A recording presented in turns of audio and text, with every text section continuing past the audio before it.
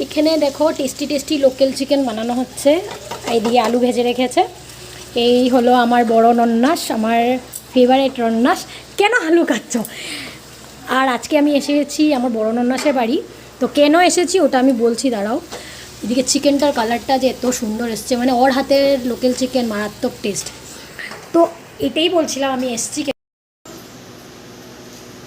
ও হ্যাঁ, আমি বলছিলাম যে আমি এসেছি মানে কেন, ও সকাল সকাল আমাকে ফোন করেছে যে শুন তুই তাড়াতাড়ি করে এসে পড় আমাদের বাড়ি, আজকে একটা সারপ্রাইজ আছে। তো আমি বললাম কী সারপ্রাইজ, হঠাৎ করে তাড়াতাড়ি এসে পড়, কোনো কথা নেই বার্তা নেই।